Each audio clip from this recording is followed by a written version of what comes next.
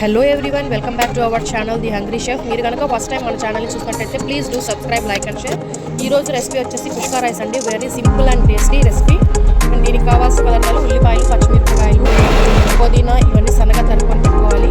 కొత్తిమీర, కరివేపాకు సన్నగా తరిగి పెట్టుకోవాలండి. అండ్ ఒక జార్లో అల్లం, వెల్లుల్లిపాయలు వేసుకొని గసగసాలు వేసి పేస్ట్ చేసుకోవాలి. దీన్ని గ్రైండ్ చేసుకోవాలి. గ్రైండ్ చేసి పక్కన పెట్టుకోవాలి. తర్వాత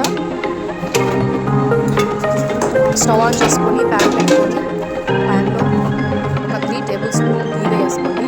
అండ్ అలానే ఒక 3 టేబుల్ స్పూన్ ఆయిల్ వేసుకోండి. అండ్ ఈ చాయిస్ అనమాట. ఆయిల్ వేసుకునే వాళ్ళు ఆయిల్ వేసుకోవచ్చు, లేదు మేము మొత్తం ఘీతోనే చేసుకుంటామండి. ఘీ కూడా చేసుకోవచ్చు అనమాట. టేస్ట్ అయితే సూపర్గా ఉంటుంది రెండు కలిపి వేసుకుంటే. అండ్ ఇది వచ్చేసి బిర్యానీ దినుసులు, బిర్యానీ ఆకు, చెక్క, లవంగా, ఒక యాలక్కాయ, అలానే జాజికాయ, జాపత్రి లాంటివి వేసుకోవాలి. షాజీరా వేసుకోవాలి. వేసుకొని కింద మాడిపోకుండా స్లోగా అటు ఇటు తిప్పుకుంటూ వేయించుకోవాలి.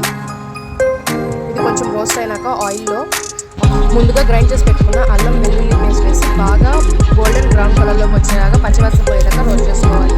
అడుగంటకుండా గట్టిగా కలుపుకుంటూ రోస్ట్ చేసుకోవాలి. ఇది బాగా రోస్ట్ అయిన తర్వాత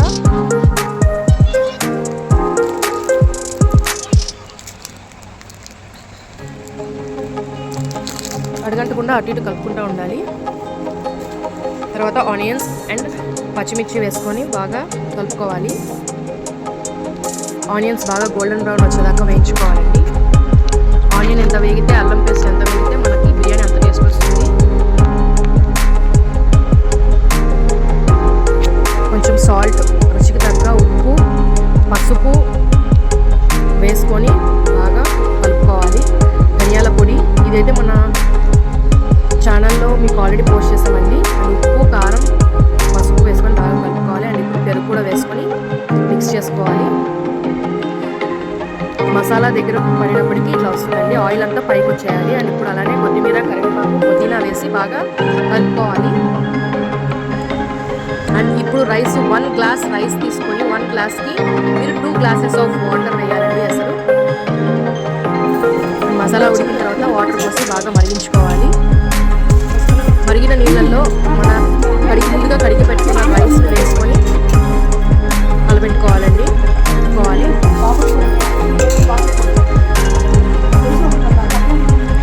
మీకు ఇందాక వేసిన ధనియాల పొడి రెసిపీ ఆల్రెడీ మన ఛానల్లో అప్లోడ్ చేసింది. మీరు ఇంతవరకు చూడకపోయినా ఉంటే ఒకసారి ఈ వీడియో చూసిన తర్వాత ఆ వీడియో కూడా చూసి ఒకసారి ట్రై చేసుకోండి. మసాలా అయితే చాలా రుచిగా ఉంటుంది.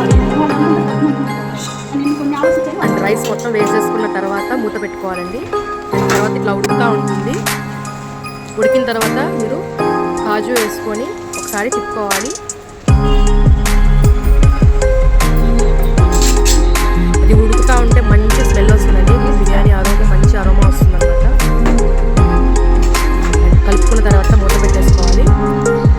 కొంతసేపు చూసిన తర్వాత ఇలా వస్తుందండి. దమ్మంతా అయిపోయినాక బిర్యానీ అయితే చాలా టేస్టీగా ఉంటుంది. అండ్ ఇప్పుడు బిర్యానీ రెడీ అయిపోయిందండి. మన సర్వింగ్ ప్లేట్లోకి సర్వ్ చేసుకొని చికెన్ కర్రీతో సర్వ్ చేసుకొని తింటే చాలా అంటే చాలా టేస్టీగా ఉంటుందండి. అండ్ ఈ చికెన్ కర్రీ కూడా నేను వీడియో అప్లోడ్ చేస్తాను మన ఛానల్లో. సో ఎవరైనా చికెన్ కర్రీ చూడాలి అనుకుంటే కనుక please do subscribe our channel. Subscribe చేసుకోండి, లైక్ చేసుకోండి, షేర్ చేసుకోండి. Thank you. ఇలాంటి మంచి మంచి రెసిపీ